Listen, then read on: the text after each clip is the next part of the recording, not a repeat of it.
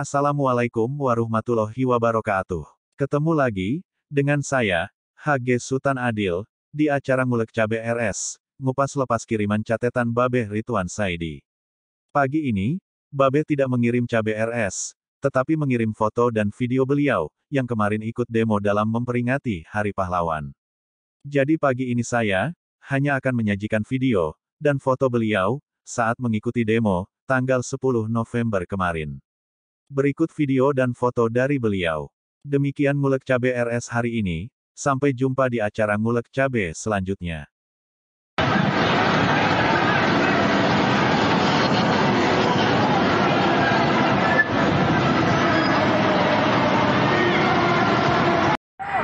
Kita tidak bisa menerima bahwa negara Kesatuan Republik Indonesia dijadikan alat legalitas untuk menindas rakyat. Kita harus melakukan perlawanan. Jangan takut. Rezim ini sudah kelojotan. Kita tegakkan. Kita jangan mundur. Kita bersatu. Seluruh Indonesia bersatu. Mari kita tegakkan kebenaran. Fajar kemenangan sudah di depan mata. Untuk memeras rakyat, bukan untuk mencekik batang leher rakyat pakai PCR, bukan. Kita tidak bisa menerima bahwa negara Kesatuan Republik Indonesia dijadikan alat legalitas untuk menindas rakyat. Kita harus melakukan perlawanan. Jangan takut. Rezim ini sudah kelojotan. Kita tegakkan. Kita jangan mundur. Kita bersatu. Seluruh Indonesia bersatu. Mari kita tegakkan kebenaran. Fajar kemenangan sudah di depan mata. Dunia berubah. Rezim totaliter, rezim jahanam, semua kerja Tuhan. Insya Allah, nikmat Allah memberikan kita satu pemerintahan yang sehat akan segera tiba. La in syakartum la azidannakum, wa la in kafartum inna azabi lasyadid. Kita harus bersyukur. Agar nikmat kepada kita bertambah-tambah. Karena itu jangan pernah mundur, jangan pernah menyesal. Umur saya 79 tahun. Sejak usia 13 saya telah berjuang. Saya tidak ngasuh. Saya tidak pernah berhenti. Saya tidak pernah kecewa. Ayo kita maju terus.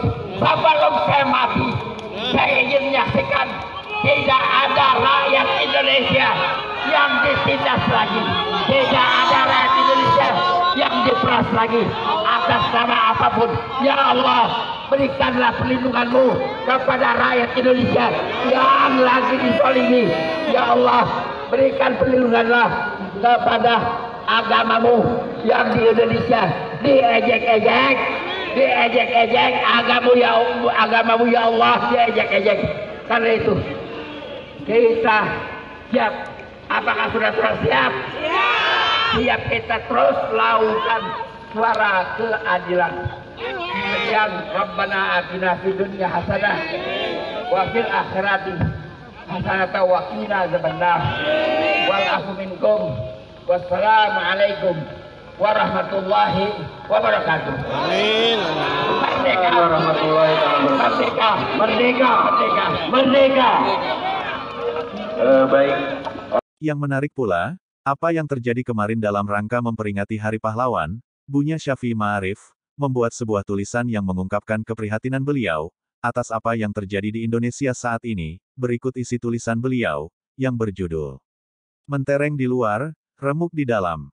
Panorama, rancak di labuah, atau, mentereng di luar, remuk di dalam, adalah penyakit sosial kronis yang menipu kita selama ini. Sumpah jabatan para birokrat pejabat publik tidak ada pengaruhnya pada perilaku mereka. Oleh Ahmad Syafi'i Ma'arif. Tanggal 10 November tahun 2021 pukul 5 waktu Indonesia Barat. Pada tanggal 23 Oktober tahun 2021, rombongan staf khusus bidang ekonomi lingkungan istana bertamu ke rumah saya di Yogyakarta. Rombongan ini dengan mobil sedang berkeliling di Jawa Tengah dan Jawa Timur dalam rangka memantau sampai berapa jauh perintah dan kebijakan presiden diterjemahkan sampai ke tingkat bawah. Temuannya ternyata tak banyak berbeda dari kesan publik pada umumnya, sebagian besar perintah dan kebijakan itu tak jalan atau sengaja dibelokkan di tingkat bawah. Di beberapa daerah, cengkeraman kuku konglomerat tertentu dibiarkan beroperasi dalam menangani kegiatan ekonomi yang menyangkut hajat orang banyak. Ini sama saja dengan membunuh rezeki wong cilik. Padahal hal itu berlawanan dengan perintah dan kebijakan presiden, karena jelas hanya menguntungkan pengusaha yang memang sudah sangat kuat. Sering benar berlaku di negeri ini, si kuat memangsa si kecil yang tidak berdaya.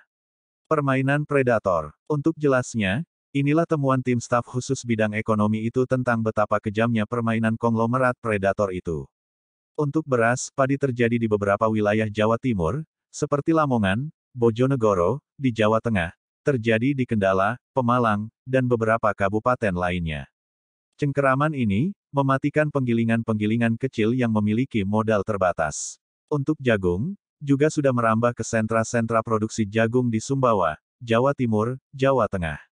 Salah satu implikasinya adalah peternak ayam petelur susah mendapatkan jagung, terutama saat bukan panen. Ini berdasarkan wastaf khusus yang saya terima pada tanggal 7 November tahun 2021, jam 9.14. Ini baru sebuah contoh kecil tentang bagaimana niat baik presiden itu dipermainkan pada tingkat akar rumput. Contoh-contoh semacam ini bisa ditemui hampir di semua lini jaringan birokrasi negara yang sering menjadi perpanjangan tangan konglomerat. Mungkin sebagian informasi tentang penyimpangan ini sampai ke telinga presiden, sebagian besar yang lain tidak dilaporkan. Maka, apa yang digembor-gemborkan sebagai reformasi birokrasi berjalan sangat lamban, berhadapan dengan mentalitas birokrat yang sudah puluhan tahun karatan. Fenomena semacam ini berlaku juga di kalangan kepolisian. Dan tentunya juga di kalangan TNI, kebijakan atasan ditorpedo di tingkat bawah. Jika republik ini diibaratkan sebuah restoran tertentu, bersih, mentereng, dan gagah di bagian depan, tetapi jorok dan berantakan di bagian dapur. Dalam bahasa Minang ada ungkapan, rancak di labuah, artinya tampak elok di jalan, tetapi di rumah sebenarnya manusia papa. Atau, mentereng di luar, remuk di dalam. Tentu perbandingan ini tidak selalu tepat, karena ada bagian-bagian yang bagus di dapur republik ini, sekalipun mungkin baru berupa riak-riak kecil. Gelombang besarnya adalah seperti gambaran restoran itu. Sudah berjalan selama 23 tahun era reformasi, yang semula mengusung slogan anti-KKN, yaitu korupsi, kolusi, nepotisme, ketiga penyakit sosial ini malah semakin kambuh dari waktu ke waktu. Slogan tinggal slogan, realitas berlangsung secara liar menurut kehendaknya sendiri. Negara dan masyarakat gagal mengawal keliaran ini. Inilah yang saya maksud dengan judul artikel ini. Dalam sidang G20 di Roma baru-baru ini, Presiden Joko Widodo begitu dihargai di sana, sehingga untuk tahun 2022 jabatan presidensi kelompok ini dipercayakan kepada Indonesia. Ini sebuah kehormatan internasional kepada negara ini yang patut disyukuri. Tetapi di sisi lain, dalam negeri yang menjadi dapur republik, masalah sosial, ekonomi, budaya, dan politik jauh dari keadaan nyaman, jika bukan berantakan. Korupsi tetap menggurita, narkoba seperti tidak bisa dibendung, ulah oknum polisi dan aparat lain sangat menusuk perasaan kita semua terus saja terjadi. Ada aparat yang melindungi perjudian, penambangan liar, dan segala macam bentuk kelakuan busuk lainnya. Di dunia peradilan, gejala kumuh serupa juga tidak sulit ditemui. Di mana-mana terjadi jual beli perkara. Sekitar 80% pengacara, kata Todung Mulya Lubis kepada saya beberapa tahun yang lalu, adalah mafia hukum belaka. Artinya negara gagal menjalankan tugasnya dalam manajemen BUMN itu. Sejak beberapa tahun terakhir, publik disuguhi berita kelam tentang BUMN pelat merah yang sudah lama makan ususnya sendiri. Sebutlah itu Asuransi Bumi Putra 1912, Asuransi Jiwasraya, PT Asabri Persero, PT Garuda Indonesia, dan puluhan BUMN yang lain sudah berada di pinggir jurang kehancuran. Padahal semua BUMN ini pasti ada komisarisnya yang bertugas mengawasi perusahaan. Dengan kenyataan getir ini, maka dapat disimpulkan bahwa jajaran direksi dan jajaran komisaris sama-sama terlibat perbuatan kong kali kong yang mengakibatkan perusahaan pelat merah kehabisan napas. Artinya negara gagal menjalankan tugasnya dalam manajemen BUMN itu. Sekiranya BUMN ini dikelola dengan baik, profesional, dan bertanggung jawab selama ini, akan besar sekali manfaatnya bagi kepentingan rakyat banyak. PT Garuda Indonesia perlu mendapat sorotan khusus karena kelahirannya senapas dengan napas Republik yang selama ini menjadi kebanggaan kita semua. Embrionya dimulai tahun 1948 saat rakyat Aceh berhasil mengumpulkan 20 kg emas untuk membeli pesawat RI-001 Selawah yang legendaris itu. Kemudian tahun 1950 muncul PT Garuda Indonesia, BUMN penerbangan milik negara. Saya selama lebih dari 20 tahun menggunakan pesawat Garuda ini. Pelayanannya bagus, bersih, makanan kecil selalu disediakan, sekalipun harga tiketnya lebih mahal dari pesawat yang lain. Tetapi mengapa pada akhirnya PT Garuda ini menjadi berantakan, sementara anak perusahaannya PT Citylink bisa bertahan dan relatif bagus? Dengan jumlah utang sebesar 70 triliun rupiah, manajemen PT Garuda ternyata sudah lama membusuk dari dalam.